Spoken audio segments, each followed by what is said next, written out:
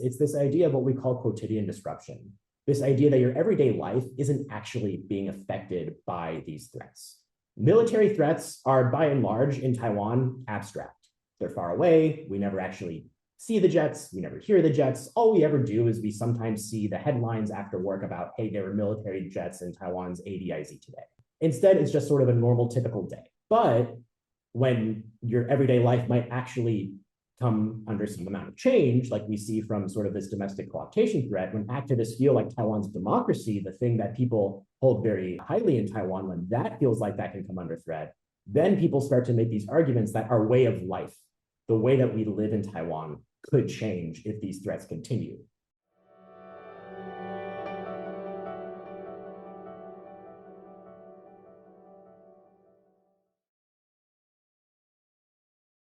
Hello, everyone. My name is Wei-Ting Yen. I'm Assistant Research Fellow at the Institute of Political Science at Academia Sinica. I'm delighted to be joined today by Lev Nachman to discuss his new book and its implications on Taiwan's political dynamic against the backdrop of intensified U.S. China diplomacy. The book, Contested Taiwan, Sovereignty, Social Movement, and Party Formation, was published in August 2025.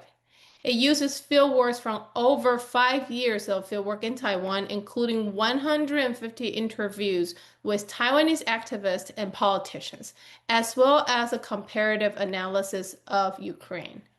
I have the book in my hand. I read it and I really enjoy the book. So it's such a pleasure for me to moderate this conversation and dive deeper together into some of the topics the book touches on that are still very relevant to today's politics. Our full bio can be found on the National Committee's website. Just briefly, Lev Nachman right now is an assistant professor at the Graduate Institute of National Development at National Taiwan University. Okay, so let's kick off the conversation with a broader question. So, in your book, how do relations with the US and China respectively affect Taiwan's domestic politics? And what are some of the key debates or policy directions around its ties with the two countries? Well, first of all, thank you very much for doing this discussion with me, Wei-Ting. So one of the key theoretical contributions and ideas that I put forward in this book is to sort of change how we think about Taiwan as a state. What I argue in my book is that we should think of Taiwan as a contested state. And what do I mean by contested? A lot of the times when we think in the world of political science, contested states are contested because at the international level, they're either unrecognized or they're claimed by other countries. And I argue that this is true and important, but perhaps just as important, if not more so, is that these issues of territory, of identity, and who's going to keep this country safe is not just a matter of international relations, but one of domestic politics. And specifically, it's the defining political spectrum in Taiwan and in all contested states. What makes a state contested isn't simply that it's unrecognized, but that its domestic politics are defined by this political spectrum of what do we want for our future? Do we want to remain independent? Do we want to unify with the contesting state that claims us? Or do we want to maintain some sort of status quo? What makes this particularly unique, this set of cases, is that unlike places like the United States, who define their political spectrum typically in issues of left-right, social issues, tax redistribution, size of the government, et cetera, those are largely secondary in places like Taiwan. It's not to say people in Taiwan don't care about those issues, but the key defining things that people in Taiwan used to vote on in national elections are instead these issues of territory, identity, and what do we want for our country's future. So speaking of those sort of big topics about who are we and where are we and what do we want for our future, one of the things we know that you and I have studied very closely is that the majority of Taiwanese people want what we call the status quo. The idea that even though Taiwan walks like a duck and it quacks like a duck, we can't really call it a duck. We can't really refer to Taiwan as a country. And it's not ideal, but it allows Taiwan to sort of exist as a free and fair democracy. Taiwan has what we would call de facto sovereignty, meaning it has sovereignty all in name, but is not formally recognized. And because the status quo is something that most people in Taiwan want, we know that political parties in Taiwan are also very much constrained by this need to maintain the status quo, this idea that whichever direction parties go in, it needs to keep in mind that the majority of voters in Taiwan, and when I say majority, I mean like over 75% of voters in Taiwan want the status quo. Parties need to keep in mind that whatever platforms they're putting forward have to have the status quo in mind. However, those who follow Taiwan politics know that the two biggest political parties, arguably even the three big political parties right now, have very different visions of what the status quo is and ought to be. Although they would all say they're pro-status quo parties and they all want Taiwan to maintain its de facto sovereignty, how they go about doing that varies quite a bit between these parties. And that's really sort of the key debate that we see playing out in Taiwan today, literally today. To sort of introduce just very quickly, if we were to summarize sort of what makes the two biggest different approaches to status quo politics from the Chinese Nationalist Party, the KMT, their perspective of the status quo is that in order for Taiwan to maintain the status quo, to maintain its de facto sovereignty, Taiwan should maintain as close of ties and close relations with the PRC as possible. Because the better the relationship is with the PRC, the more likely they are to leave Taiwan alone, let Taiwan exist, and that is what will keep Taiwan safe. The Democratic Progressive Party, the DPP, takes a different viewpoint, which says that the way Taiwan can maintain the status quo and maintain its de facto sovereignty is instead by trying to deepen its relationship with the United States and to diversify its partnership away from the PRC. That the more eggs away from the PRC that Taiwan puts in various baskets, the safer Taiwan will be. And these are both technically pro-status quo stances, just very different opinions that all very much revolve around these questions of what do we do about China and what do we do about the United States. Yeah, so I think you touch upon the really core issue of this contested statehood and how that makes the status quo being kind of the common denominator that every political party tries to, claim ownership of.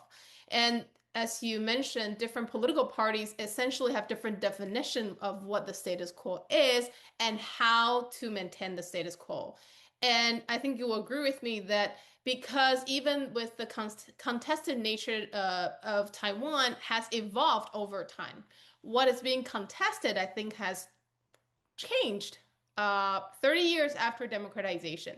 So I think also implicitly kind of shifted the foundation of what that status quo can mean and how to move forward from here. And so building upon this question, you touch upon the core concept of your book, which is contested sovereignty. So let's talk a little bit more about the kind of the core, the juicy part of the book, which is how does the nature of Taiwan's contested sovereignty shape its recent social movement mobilization and party politics? And how do ordinary Taiwanese people nowadays participate in politics to shape their leaders' handling of geopolitical dispute? So the way that I sort of talk about these contested politics in my book is I make the kind of overly bold claim that a lot of our assumptions in political science and specifically comparative politics sort of need to be readdressed or at least better explained in contested states, because a lot of the logics that we hold dear when it comes to things like citizenship, voting behavior, democratization, why people get excited about politics are all just very different in places like Taiwan because the fundamental political questions and political contexts are just very different from the rest of the world. And the way I demonstrate this is by looking at social movement and political party relations, specifically looking at under what conditions do some social movements try to transform into political parties, which in Taiwan is a very interesting question, especially if you look at the example of the 2014 Sunflower Movement, which is sort of the beginning of my empirical story that I tell in the book.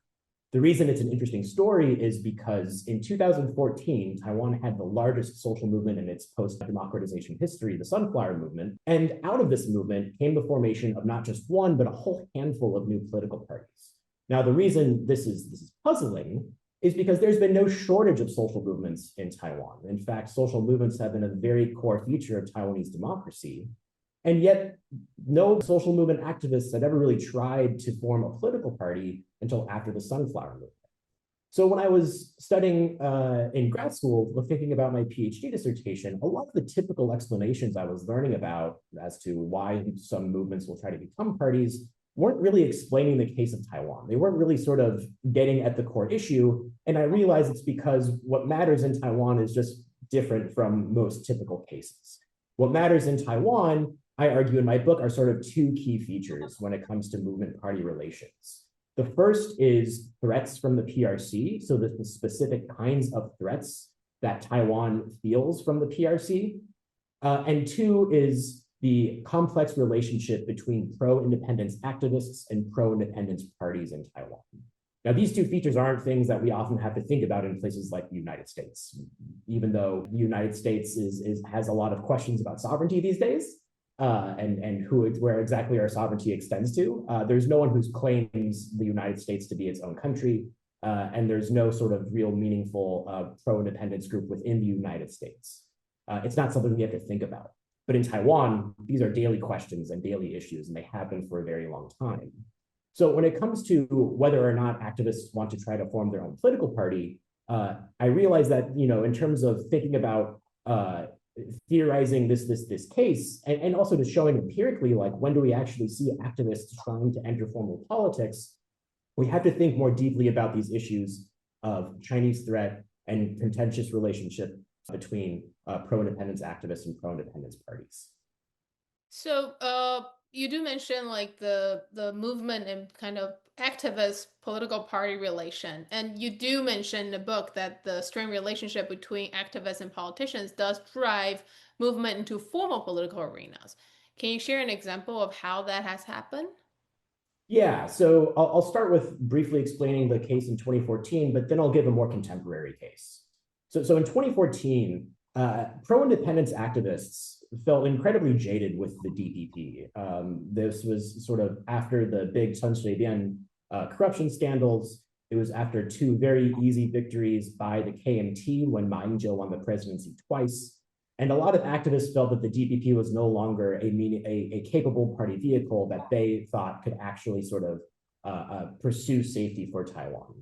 And that was really when activists decided to take matters into their own hands and realize that if they wanted to safeguard Taiwanese sovereignty and push back against the PRC, they had to do it themselves by forming their own new political party. Now that was 2014. But one sort of contemporary example that we see in today's world was in this last year, Taiwan saw what we call the Great Recall movement, where starting from civil society grassroots, there is a big push to recall KMT legislators in Taiwan. So those that had been elected by the KMT in traditionally very, what we would call blue pro-KMT districts, many pro-independence activists, specifically framing this as a matter of trying to protect Taiwan from the PRC, started to mobilize in an attempt to sort of try to stop the KMT from within. Now, of course, eventually in Taiwan, the DPP starts to sign on to this movement, and then you see some amount of collaboration between the DPP and activists, but things start to sour as the recall movement sort of comes to an end because in the end, there were no legislators that were recalled. And then we saw a very sort of strong souring between activists and the DPP yet again. And one of the outcomes we saw of this souring was a lot of small political parties in Taiwan coming together, a lot of pro-independent small parties coming together and saying, we need to unite because we're concerned now about whether or not we're going to be able to meaningfully prevent the KMT from making a comeback, which for pro-independence activists is their number one priority. So even though this is something I write about in 2014 in my book, we sort of see the way that sort of strained relationships between pro-independence activists and the DPP wax and wane over time. And when activists feel disheartened by the DPP, a lot of the time, that energy gets channeled into activists taking matters into their own hands. Okay, so I'm going to put you on the spot now with two follow-up questions. The first one is, so you compare the recall movement with the Sunflower movement that happened like 10 years ago. They're almost 10 years apart. Do you see they're all driven by the same kind of contested sovereignty issue. And the reason why I ask is because I know in the book you mentioned about the type of threat matters. But over time, we have also seen China's aggression has intensified as well. Does the intensity level matter in this case, or is still the type of threat that matters? And hence, what we're seeing in the recall movement is very comparable to the sunflower movement. Yeah, so I think it is the kind of threat that matters, not the intensity. So when I say the kind of threat, I write in my book that there's broadly three ideal types of threats that the PRC uses against Taiwan. Military threats, which we can all imagine what those look like. Rhetorical threats, which is when Xi Jinping says things that aren't very nice about Taiwan. And then finally, this third type that I call domestic co-optation threat, which is when people feel that the PRC is able to use Taiwan's democratic institutions against Taiwan, to threaten Taiwan's own political system from within. And it's that third final kind of threat that actually has a mobilization effect in Taiwan. So for those of you who follow Taiwan, you'll be familiar with sort of a common wisdom that whenever there's mass PLA military drills, Taiwan doesn't have a very big reaction. And that's largely true. And we can talk more about why that is later. But what we do see a big reaction to in Taiwan is when we see this kind of domestic co-optation threat. So when people in Taiwan, especially pro-independence activists, feel like Taiwan's democratic institutions are under threat, then we actually see a mobilization from civil society and from grassroots activists. So the one thing that the 2014 Sunflower Movement and the Great Recall Movement have in common is very much that these were both movements framed in this idea that the PRC is co-opting Taiwan's democratic institutions to be used against Taiwan. And it's because it's this kind of domestic co-optation threat that we see the response. Now, the best sort of counter argument would be, well, when else would they ever mobilize? But as we've seen over the last few years, even though PLA military drills have increased both in the quantity of jets and in the sort of the scariness of the jets, we don't see a civil society response against these military threats. We only see a civil society response when it's this kind of what I call domestic co-optation threat.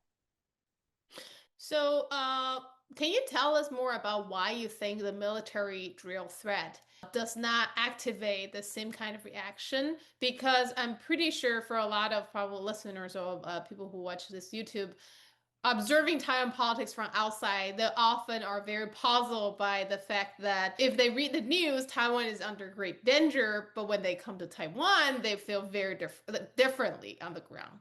So why do you think that's the case? Absolutely. So I mean, especially like as an American, if an American learned that there were like, fighter jets from a threatening country flying around us, we would be panicking in the streets. And yet in Taiwan, everything is completely cool every single day that there is these big PLA military drills. And there's a few reasons. The first is the normalcy of them. So those who know the story of the boy who cried wolf know that the idea of if you make a threat every single day over and over again, but you never act on that threat, well, then that's no longer going to feel very threatening. And in particular, in my book, one of the key other theoretical explanations I have comes from social movement theory. It's this idea of what we call quotidian disruption, this idea that your everyday life isn't actually being affected by these threats. Military threats are, by and large, in Taiwan, abstract. They're far away. We never actually see the jets. We never hear the jets. All we ever do is we sometimes see the headlines after work about, hey, there were military jets in Taiwan's ADIZ today. But no one actually knows what that looks like, what that means, what resources go into sort of combating that. Instead, it's just sort of a normal, typical day. It doesn't affect your everyday life. But when your everyday life might actually come under some amount of change, like we see from sort of this domestic co-optation threat, when activists feel like Taiwan's democracy, the thing that people hold very highly in Taiwan, when that feels like that can come under threat, then people start to make these arguments that our way of life, the way that we live in Taiwan, could change if these threats continue. And that amount of disruption or potential disruption has a different kind of effect than these military or rhetorical threats, which again are far away, abstract, and don't actually affect any sort of everyday life. As you know as well as I do, Starbucks is just as busy on a major PLA military threat day as it is on any other Tuesday. So let's go back to this comparison between the sunflower movement and the recall movement. Um, I know it's still too early to assess how successful the recall movement was, but if we judge by the outcome, it is considered a failed attempt. It was a failure. So I'm interested to hear more about how do you see how people are perceiving the movement? Because we think that the Sunflower movement 10 years ago drastically changes Taiwan's political landscape, including having a lot of movement parties. But this time, it seems like the movement itself failed. Is it because people don't resonate with the movement, the rhetoric? So, in the world of social movement studies, we don't like this S word of success. Like, was a movement successful or was it a failure? Instead, we usually think of it in terms of political outcomes. Like, what was the outcome of the movement? Because whether or not the movement got exactly what it wanted doesn't mean it had or didn't have any sort of long-term political effect. So when we think about the Great Recall movement, like in terms of just finite, did they get what they wanted? No, they did not recall anyone. But that doesn't mean there weren't big political implications and potential downstream effects of this Great Recall movement. For example, this recall movement mobilized so many people in Taiwan to get out and think about politics in ways that we haven't seen in a very long time. What I'm curious to see is whether or not this mobilization lasts and whether or not this new set of politically activated voters will continue to feel this mobilized as we get towards the local election going forward. And just to give some context of what I mean by like, we've never seen mobilization like this in quite some time. We had people in the streets in July in Taipei passing out flyers to vote. It's so miserable in Taipei in the summer that it is very uncommon to see people willingly volunteer at 3 p.m. outside over politics. So it really was like you could feel it palpably in Taipei of just how politicized the air was feeling. So whether or not that continues or not going forward is definitely something to watch. One other downstream outcome that I think is worth paying attention to is what I talked about briefly earlier, which is sort of this new unity within sort of pro-independence activists and pro-independence political parties. We've seen a new alliance form after the Great Recall movement of the remaining small pro-independence parties, specifically the New Power Party, the Taiwan State Building Party, the Taiwan Greens Party, and the Obasan Alliance. These four small pro-independence parties have agreed after the Great Recall movement that they're going to cooperate and try to work together going forward. What that cooperation looks like, whether or not it will be successful, that's contingent on a whole bunch of different variables. But at the very least, it's another big outcome of this Great Recall movement. So even though people weren't necessarily recalled, it doesn't mean that it didn't change how people feel about politics, and it doesn't mean it didn't change how things might happen in the future. Yeah. So I understand this may very well, apply to partisan. And you do have a recent publication on swing voters, basically nonpartisan voters. It seems like they don't view the whole issue the same way as some of the partisans want them to, like the pro-independence segment, because the recall mostly mobilized the pro-independence segment of the society, but apparently not the whole society, not enough to garner, electoral outcome they prefer. Can you talk a little bit more about the heterogeneity in the society right now, how they view what's going on, and the variation between different segments of the society? Yeah, I would only say that we have a new publication out to reveal some of the magic behind the camera. Wei-Ting and I are actually co-authors on quite a bit of work, and our newest piece just came out yesterday before recording this conversation, where we did a study on independent voters in Taiwan. Now, to be clear, that's not pro-independence voters, but specifically nonpartisans, people in Taiwan who don't identify with any of the major parties right now. We conducted 2 waves of surveys in 2024, specifically during another big mass protest in Taiwan called the Bluebird Movement, that was mobilized around a set of legislative reforms that the KMT and the other third party, the TPP, were trying to push. And these reforms were going to challenge the president's power and give individual legislators more power. And these reforms, whether or not they were, good for democracy, whether or not they were constitutional, this sort of led into a hyper-partisan debate in Taiwan. And the reason I use the phrase hyperpartisan is because if you were green leaning or you were blue leaning, we knew exactly how you felt about these things. If you were green leaning, then you loved the protests against these reforms and you didn't like the reforms. And if you were blue leaning, well, then you didn't like the protests and you really liked the reforms. But as we talk about in our article, this misses perhaps the biggest and most important voting bloc in Taiwan. Independent voters and nonpartisans make up about, somewhere between almost up to 40% of Taiwan's voting base. And understanding how this very big bloc votes is really important, not just from sort of our heady academic perspective, but also from a policy perspective of how we might expect Taiwan politics to turn in the future. So the focus of our study is actually to try to understand this independent voter perspective.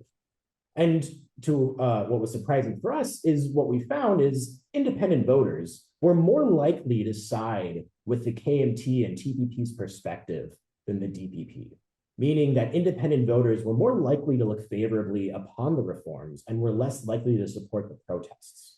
Now, the reason this is a big deal is because every political party in Taiwan claims that the silent majority is on their side. And this is something William Lai himself has said about voters in Taiwan. And unfortunately, our data suggests that's not true. Instead, our data suggests that independent nonpartisans are actually currently more likely to side with the KMT over issues of legislative reform and the way that the Constitutional Court rules, and also towards protest against these things in Taiwan. Now, in Taiwan today, we have no shortage of controversy surrounding things like courts, reforms, budgets. And the reason our research is particularly timely right now is because people want to know, well, how do Taiwanese people feel about these things? And something I say regularly is that it depends which kind of Taiwanese voter you're talking about. There is no single, what do Taiwanese people think? You have to ask, are they a green-leaning voter, are they a blue-leaning voter, or are they independent? Because these are going to give you three sometimes very different results. However, currently, if you are an independent voter, I would currently hypothesize that you're more likely to side with the KMT right now than you are the DPP. So along the same line, like you said, in Taiwan society right now, different pocket of voters, they have very different opposite views of not just policy preference, but also, their interpretation of what's going on. So last year, we also had another piece in Foreign Affairs. In that piece, we kind of tied together to what you just talked about. And we talk about how polarization, extreme political polarization is troubling, not just as a domestic governance issue, but also can become a threat for national risk, a security risk. So what do you think have been overlooked in how foreign audience, especially people in the U.S., how they understand Taiwan's internal political division and their implications specifically for defense planning and deterrence effort? Yeah, so again, this is a piece that Wei-Ting and I both wrote together last year. And one of the points we make is that it's worth being concerned about polarization in Taiwan. Now, what a lot of people immediately would say back to us is that, well, there's polarization everywhere, and polarization isn't as bad in Taiwan as it is, say, in the United States. And we would agree with that. It is worse in other places than Taiwan, but not everyone in Taiwan, and not every country is contested like Taiwan is contested. Because Taiwan's contested, it makes this issue of polarization particularly troublesome. Because when you have large swaths of Taiwanese civil society who feel like we actually don't need to think about defense, or we don't actually need to think about wanting to raise the budget, or to put it differently, as we were seeing in discussions this summer, people who support those ideas are authoritarians, or people who support those parties are traitors to the country. When you have sort of that level of rhetoric surrounding these issues, it sort of creates a hyper-divided society, one that sees the need to defend Taiwan through military defense as necessary, and those who see it as not necessary, those who would instead say that we actually shouldn't be spending money on defense. And in a place like Taiwan, whether or not you want to spend money on defense or don't want to spend money on defense is going to radically change the future of Taiwan. This isn't simply just another political issue that people don't agree on. This is a much more existential issue. And so the reason it's worth paying attention to this domestic polarization, and the reason people need to be paying attention to sort of the pulse of public opinion in Taiwan, is because we want to know whether or not Taiwanese people would actually defend Taiwan, or not even necessarily whether or not they would want to defend Taiwan, but whether or not they would support politicians who support defense budgets, what kind of defense budgets, how open to supporting defense budgets Taiwanese voters are. And this gets into sort of the big debates today, where we see a lot of discussion about how much should Taiwan be spending on defense? How much is too much? Is the DPP just saying yes to everything the US wants because it's trying to suck up to Trump? Is the KMT saying no to everything simply because they want to suck up to Xi Jinping, or is it because they're trying to stick it to the DPP? And these aren't simple. Again, these aren't just people disagreeing over policy. These are issues that have serious implications for the future of Taiwan. Yeah, yeah. I agree. And so, along the line of like Taiwan US, Taiwan China relation, especially even with Taiwan US relation, we know in the last year, there has been a tariff war going on, and recently Taiwan actually just reached a trade deal with the US. Uh, so what's your evaluation of how Taiwanese audience react to the recent trade deal? Do they like it? Do they not like it? Particular in light of TSMC's continuing expansion in the US? Or how do you see different parties kind of frame the trade-off between economic opportunities, industrial competitiveness, and national security differently in their local message to their audience? So I'm not going to speculate on public opinion. As good public opinion scholars, we know that we shouldn't be shouting out numbers that we don't have yet. But we're all very curious to see where exactly Taiwanese voters kind of fall in terms of support for this new trade deal. Instead, what I would highlight is sort of how we see elites framing this issue, which to me is actually just very traditional Taiwanese politics, where we see again the DPP saying we need to be expanding our economic relationship with the United States, versus the KMT saying we need to expand our economic relationship with China. I don't think either of them, either the DPP or the KMT, would directly say that they are against economic relations with the other. However, we do see a very clear difference in terms of priority and how these relations are framed. So a lot of this discourse around the trade deal, especially in like today's news, actually feel very familiar. It doesn't feel particularly different. It doesn't feel particularly new. And to a degree, that's somewhat comforting, knowing that at the very least in Taiwan, we still see partisan politics being partisan politics as they've always been.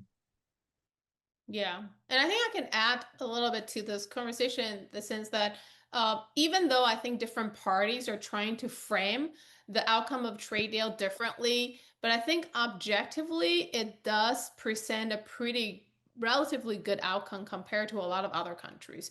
And from what I'm reading from the business perspective, business sectors across industry are all welcoming this trade deal because especially the majority of Taiwan's business structure is small, medium-sized enterprises. Those enterprises, SMEs, are very elastic, like very responsive to cost and price. So I think lowering the trade deal to like 15% for all the goods for a lot of the business, especially central Taiwan, is a very welcoming message. So, rolling back to the contested uh, sovereignty issue, how Taiwan's existence itself has been contested, and that the nature of contested sovereignty is related to identity as well as territory. Recently, the KMT has elected a new chairwoman, and so we have seen the rise of Zheng Liwen to become party chair. And her leadership is marked by an emphasis on Chinese identity and the cause for cross-strait peace. And that has altered the KMT's narrative. Do you see that has changed the KMT's narrative over the past few years on Taiwan sovereignty and defense? And how do you think her approach is? So one of the key things that she has changed is that she directly identifies as Chinese in a way that's far more vocal than we've seen from past KMT party chair Eric Chu. And this sort of makes a very marked rhetorical change in how the KMT is operating. We're also seeing far more eager attitudes from the KMT in terms of wanting to meet with the CCP and wanting to show the CCP that there's still a viable partner here in Taiwan. Now, the sort of friction that exists in Taiwan is we know a majority of people in Taiwan don't necessarily identify with the PRC very strongly. Now, to sort of nuance this identity a little bit, identifying as Chinese and identifying with the PRC are not the same thing. The PRC will often say they're the same thing, but here in Taiwan, just because you identify with Chineseness or Chinese culture doesn't mean you support the PRC. So even though in Taiwan we know that the majority of people identify as Taiwanese, it doesn't necessarily mean that they sort of reject Chineseness, reject Chinese identity. This is something that some of my other survey work with Shelley Rigger has looked at, where we still see people in Taiwan identify with Chineseness, just not necessarily with the PRC. Now, because Zhang Liwen is going to try to have this meeting with Xi Jinping, I'm very eager to see what public opinion response to these meetings are. In the past, we know that when Ma Ying-jeou met with Xi Jinping in 2015, it did not necessarily help his popularity, and it certainly didn't help the KMT's electoral odds in the 2016 election. So if I was to guess, I would say that so the KMT, part of their selling point as a party is to say we're the party that has good relations with the CCP. That's what makes us a meaningful political party in Taiwan. Is unlike the DPP, we can at least have meaningful dialogue with the CCP in China. Now, there's a certain threshold, though, where there's a difference between having dialogue and then sort of overtly saying, I identify as Chinese and I think unification is good, which isn't exactly what Zhang Liwen has said, but she's getting very close to this kind of very strongly worded rhetoric that doesn't really necessarily capture a lot of voters in Taiwan. So I'm very curious to see whether or not her rhetoric stays, whether there's eventually sort of a pullback after this big meeting, how other KMT heavyweights will react. But to a certain degree, this is probably very good for the DPP because they're thrilled whenever the KMT makes these sort of overtly pro-China statements, because it often pushes a lot of independent voters back towards the DPP's camp, where a lot of people will see this close tie with China as not necessarily good for Taiwanese democracy. So even though the DPP will probably condemn these meetings, internally, they're probably hoping that this actually helps the DPP's popularity later on. Yeah, yeah. And I agree with you, like, even though there's still about like 30-40% of the population will identify some level of Chineseness, in public opinion data, you can clearly see the difference if you separate identity into cultural identity and political identity. So there are way more people culturally identify, as Chinese, but if you specify how do they identify themselves politically, that's where you see the differences. And so I think we'll have to wait moving forward this year in 2026 to see if Zheng Liwen and Xi Jinping will meet up, and if Trump and Xi Jinping will meet up. And I think that will shake up the triangular relationship furthermore. So thank you so much today for sharing your thoughts and insight with us. I will also like to thank the National Committee staff members behind the scene who have made today's interview possible. So we hope those who have tuned in today found the interview both interesting and informative, and that you will join us for future National Committee programming. Thank you again.